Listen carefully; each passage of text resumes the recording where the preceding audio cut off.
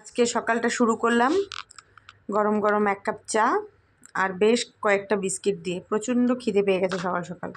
Good morning সবাইকে। যদিও এখন আর মর্নিং 11টা বাজে, আর একটু পরে আফটারনুন হবে। তো প্রয়াগে চলছে পরীক্ষা। তো আজকে বাংলা পরীক্ষা, সামনের সপ্তাহে দুটো আছে, অঙ্ক আর কম্পিউটার, তাহলে শেষ। কাল ছিল হিন্দি, মানে দুটো পরীক্ষায় ও একটুখানি প্রবলেমেটিক।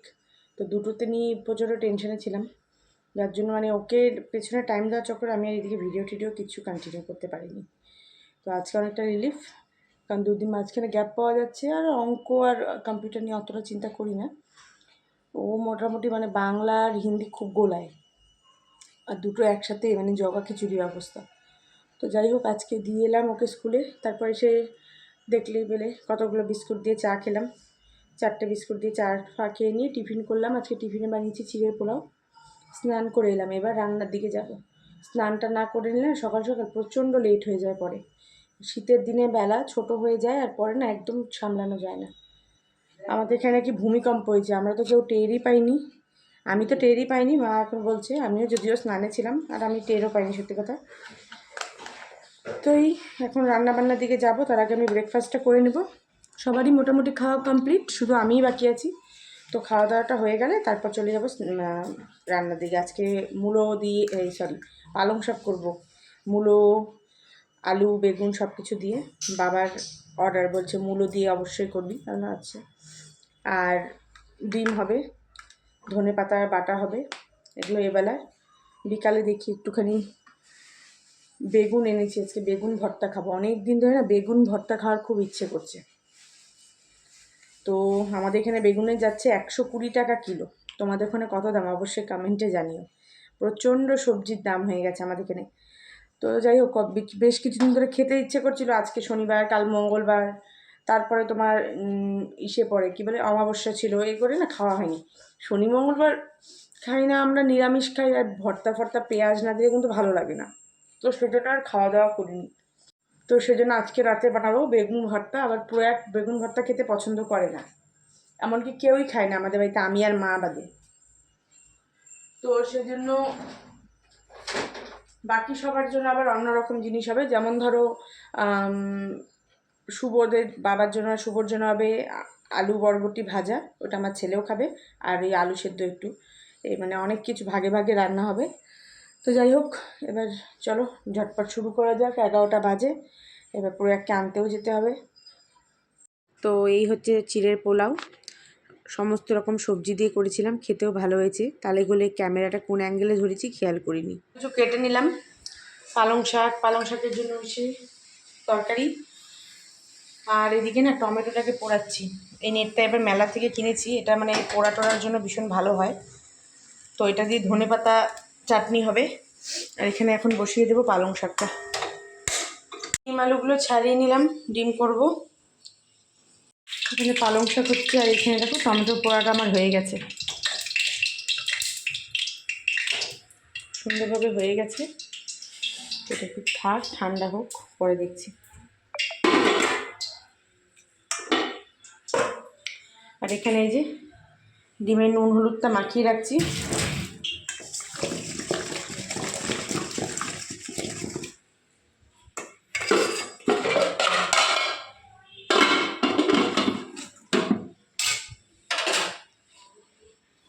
আমার বড়ি ভাজার কথা না খেয়াল ছিল না, যেন তেলটা বেশি হয়ে গেল। তো সামান্য সাদা জিরে ফোড়ন দিয়ে সমস্ত রকম সবজিগুলোকে হালকা করে ভেজে নিচ্ছি নুন দিয়ে। এটাকে ঢাকা দিয়ে দেবো, সেদ্ধ হয়ে গেলে তারপর পালং শাকটা মিক্স করব। আর কোনো মশলা আমি অ্যাড করি না। তো এই যে পালং শাকে না আমি বেশি কিছু মশলা অ্যাড করি না, শুধু নুন হলুদ আর একটু সামান্য চিনি দিলাম। আর এই দেখো গোটা জিরে ফোড়ন দিয়েছিলাম। খুব ভালো হয় এভাবে খেতে। নামানোর সময় বড়িটাকে ছড়িয়ে দেবো।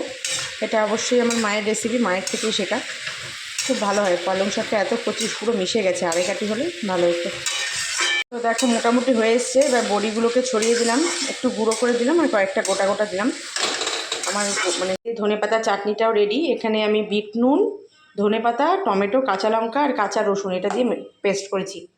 খুব ভালো হয় খেতে, গরম ভাতে খেতে ভীষণ ভালো লাগে। আমাদের বাড়িতে মানে আমার আলিপুরের বাড়িতে তো এখন প্রায়ই এটা হয়। আমার বাবা খেতে খুব ভালোবাসে। আর এই যে পালং শাকটাও আমার কিন্তু একেবারে হয়ে গেছে, এবার ডিম বসাবো। তো ওই ধরা বাঁধা রান্না, ডিমটাকে ভালো করে ভেজে নিয়ে সেই তেলে সামান্য পেঁয়াজ ফোড়ন দিলাম, আর আলুটাকে নুন হলুদ আগের থেকে মেখে রেখেছিলাম। তো পেঁয়াজটাকে দিয়ে নাড়াচাড়া করে ওটার মধ্যে আমি আলুগুলোকে দিয়ে দেব।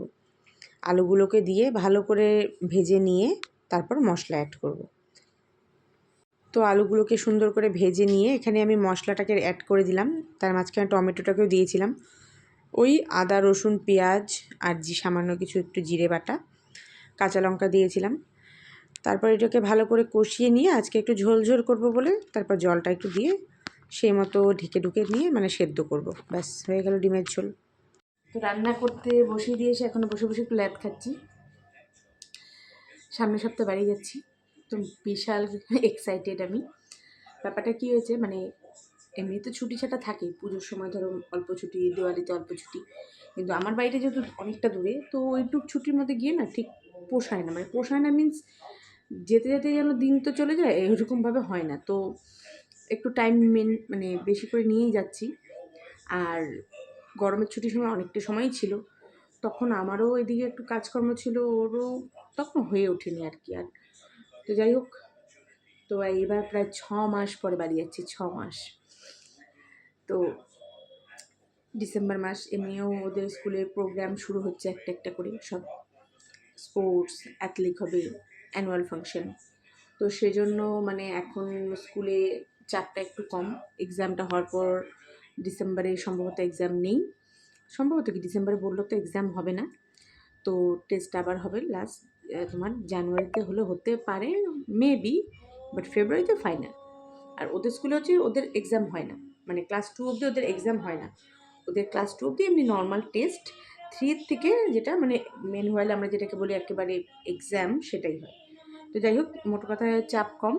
এই মাস একদম ব্যাক টু ব্যাক ওদের প্রতি মাসে ক্লাস টেস্ট ছিল, যেতে পারিনি। তো এবার যাচ্ছি, গিয়ে বেশ কিছুদিন থাকবো। তার মধ্যে একটা প্ল্যানও হয়েছে একটা জায়গায় ঘুরতে যাওয়ার সবাই মিলে। এখনও কিছু লোক যাবে কিছু লোক যাবে না, এরকম একটা ব্যাপার। তো কিছু মানে মায়ের একটু কাজও আছে, অন্য একটা কাজ। তো দেখা যাক সব কিছু ম্যানেজ করে নিয়ে সবাই মিলে যাওয়া যায় কিনা। তো যাওয়ার জন্য তো একদম আমি তো রেডি, কে যায় না যায় আমি তো যাবো, এটা শিওর। তো এখন সবাইকে নিয়ে যাওয়ার ইচ্ছে, দেখা যাক কে কী করে না করে, সবাই মিলে যাব। তো ভীষণ এক্সাইটেড আমি, খালি এক্সাইটমেন্টটা প্রয়াগের সামনে দেখাচ্ছি না, এক্সাম আছে না, এক্সামটা হয়ে যাক, আমার তো আবার চিন্তা একেবারে ছাড়া। কালকে সেই কি রাগ, ঘুম থেকে কেন তুলে দিয়েছি, বললাম আজকে ছুটি দেবো, আজকে ছুটি দেবো, আজকে মোমো খাবে, অনেক শর্ত দিয়ে কালকে। আজকে বলছিল ক্যান্টিনে খাবে, বললাম না ক্যান্টিনে খেতে হবে না, মোমো খাস। তো মোটামুটি আমার রান্নাও এবার কমপ্লিট হচ্ছে, 1টা বাজে। আর কিছুক্ষণ পরে গিয়ে প্রয়াগকেও নিয়ে আসবো। আজকে কত যে জামা কাপড় ছিল জানো না, সব কেচে কুচে এলাম। আজকে রোদের টেম্পারটাও হালকা একটু কম, আর শুকুক, অত কোনো তাড়া নেই। এই পরীক্ষাগুলো নিয়ে চাপ ছিল, হয়ে যাচ্ছে, ব্যাস চিন্তা শেষ। অফিসেও বলেছি 10 দিন ছুটির কথা, সেটা শুনে অবশ্যই অফিসের লোকের তো হার্ট অ্যাটাক হয়েই যায়। অথচ আমার 32টা ছুটি পড়ে আছে, 32টা ছুটি চাইলে ওদের বুকে হাত দিয়ে বসে পড়ে। তা আমি বলেছি ছুটি লাগবেই। একটা বিয়ের কার্ড জোগাড় করেছি, ফলস দিয়ে বলছি আমার বোনের বিয়ে, তাই বোনের বিয়ের জন্য ছুটি লাগবে, তারপরে আমরা ঘুরতে যাবো, সেটাও সত্যি কথা বলেছি আমি, আমার ছুটি লাগবেই। তো বল দেখা যাক এখন কী হয়। সবার ছুটি অ্যাপ্রুভ হয়ে গেছে, আমি প্ল্যান করেছি, অথচ সবার ছুটি অ্যাপ্রুভ হয়ে গেছে, আর আমারটাই এখন পেন্ডিং আছে, দেখা যাক কী হয়। তো এই যে মোটামুটি আমার রান্না এখন হয়েই আসছে। ডিমের আজকে ঝোলই করব, কষা কষা করবো না।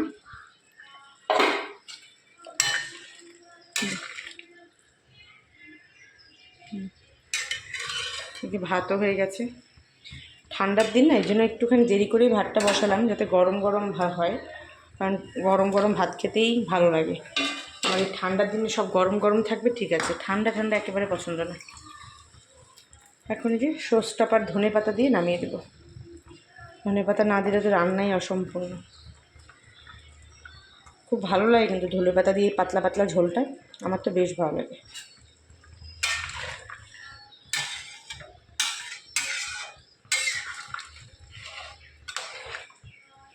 আর একটু টানুক, নামিয়ে দেবো।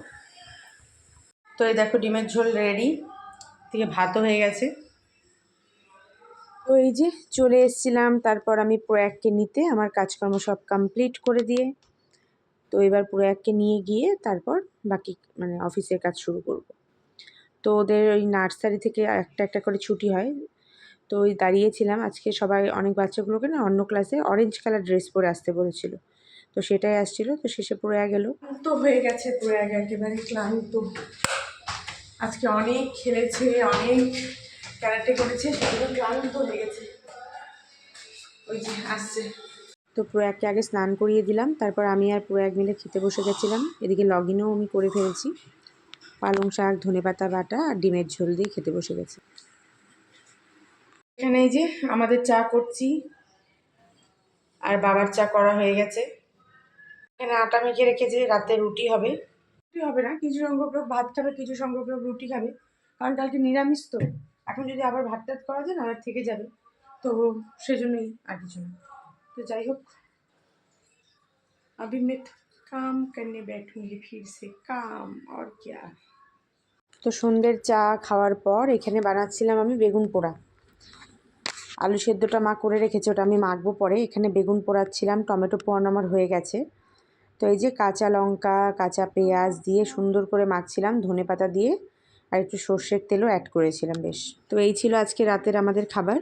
গরম গরম ভাত দিয়ে আলু সেদ্ধ বেগুন পোড়া খেতে বেশ ভালো লাগছিল। তো ভিডিওটা ভালো লাগলে অবশ্যই লাইক করো। দেখা হবে আবারও একটা নতুন ব্লগে। ততক্ষণের জন্য সবাই ভালো থেকো, সুস্থ থেকো। গুড নাইট সবাইকে, টাটা। আজকে রাতে পুরো বসে বসে ল্যাপটপে এই ড্রয়িংটা করেছে, কেমন হয়েছে অবশ্যই কমেন্টে জানিও।